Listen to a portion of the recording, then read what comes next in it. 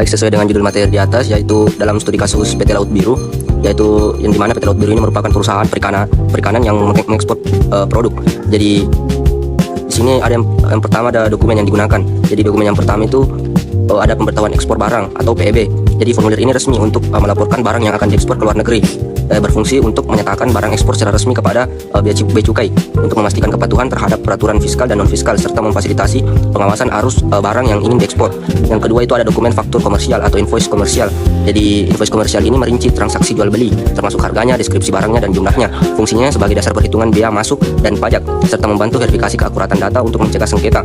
Adapun yang ketiga itu dokumen bill of lading atau BL. Jadi ini dimaksud untuk bukti kepemilikan barang yang diterbitkan oleh perusahaan pengiriman, penting untuk pengangkutan laut. Fungsinya untuk membuktikan pengiriman barang secara aman dan tepat waktu. Yang keempat itu ada dokumen packing list. Jadi dokumen packing list ini berisi daftar isi muatan dengan rincian jumlah dan jenis barang per paket. Fungsinya membantu penerima memeriksa kesesuaian barang dengan yang dipesan. Selanjutnya itu ada dokumen sertifikat asal. Jadi dokumen yang menunjukkan negara asal barang yang dikirim. Fungsinya untuk menentukan tarif biaya masuk di negara tujuan, untuk memenuhi persyaratan perdagangan internasional dan melindungi kepentingan ekonomi nasional. Selain yang terakhir itu ada dokumen sertifikat kesehatan. Jadi dokumen ini membuktikan produk memenuhi standar kesehatan dan berfungsi wajib untuk ekspor produk makanan seperti perikanan, mencegah masuknya barang berbahaya dan menjaga keamanan konsumen. Sebutkan pihak-pihak yang terlibat dalam proses kepabeanan PT Laut Biru dan jelaskan peran masing-masing pihak. Yang pertama itu ada eksportir dan importir PT Laut Biru. Mempersiapkan dokumen yang diperlukan seperti PEB, invoice, dan sertifikat. Perannya memastikan kepatuhan terhadap peraturan, mengajukan pemberitahuan pabean, dan membayar biaya cukai masuk serta pajak seperti PPN dan PPNBM untuk menghindari pelanggaran hukum. Yang kedua itu ada bea cukai, memeriksa dan memverifikasi dokumen kepabeanan. Perannya mengawasi proses ekspor impor, mencegah peredaran barang ilegal, dan melindungi industri lokal. Yang ketiga itu ada agen pengangkutan, mengatur pengiriman barang secara aman dan tepat waktu. Perannya itu berkoordinasi dengan pihak terkait dalam proses pengiriman seperti menggunakan bill of lading untuk pengangkutan laut dan memastikan barang tiba di tujuan tanpa kerusakan.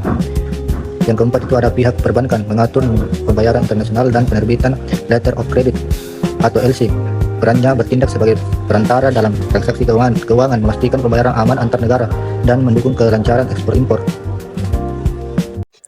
Jelaskan mengapa sertifikat asal penting dalam proses ekspor perikanan. Yang pertama itu adanya penentuan tarif biaya masuk, di mana sertifikat ini dapat membantu negara tujuan untuk menentukan tarif biaya masuk yang sesuai seperti tarif preferensial untuk barang dari negara tertentu sehingga mengurangi biaya impor dan mendorong perdagangan. Kemudian yang kedua, memenuhi persyaratan perdagangan diperlukan untuk mematuhi perjanjian perdagangan internasional seperti WTO yang melindungi kepentingan nasional dan menjaga persaingan tidak sehat dari produk asing. Kemudian yang ketiga, ada keamanan dan kualitas produk. Untuk produk perikanan, sertifikat ini memastikan barang berasal dari sumber yang sah, mendukung sertifikat kesehatan dan mencegah masuknya produk berbahaya yang dapat membahayakan kesehatan masyarakat. Selanjutnya, apa risiko yang mungkin terjadi jika ada dokumen yang tidak lengkap atau tidak sesuai dalam proses ekspor PT Laut Biru? Jadi yang pertama, penundaan pengiriman, inspeksi bea cukai yang gagal karena data tidak akurat dapat menunda ekspor, mengakibatkan kerugian waktu dan biaya penyimpanan. Kemudian ada denda atau sanksi, pelanggaran regulasi dapat dikenai denda, penyitaan barang atau pembatalan ekspor, seperti yang disebutkan dalam fungsi pencegahan penyelundupan. Kemudian kerugian keuangan, kesalahan dalam invoice atau sertifikat dapat menyebabkan pembayaran biaya masuk yang salah, mengurangi penerimaan negara, atau mengakibatkan sengketa dengan pembeli internasional. Kemudian ada risiko keamanan dan reputasi, dokumen tidak lengkap dapat membuka peluang penyelundupan barang ilegal, merusak reputasi perusahaan, dan membahayakan kesehatan masyarakat jika produk perikanan tidak memenuhi standar. Bagaimana peran pihak perbankan dalam memastikan kelancaran transaksi pembayaran antar negara? Yang pertama itu penerbitan letter of credit. Bank menerbitkan letter of credit sebagai jaminan pembayaran, di mana pembayaran dilakukan setelah dokumen lengkap diverifikasi untuk mengurangi risiko penipuan.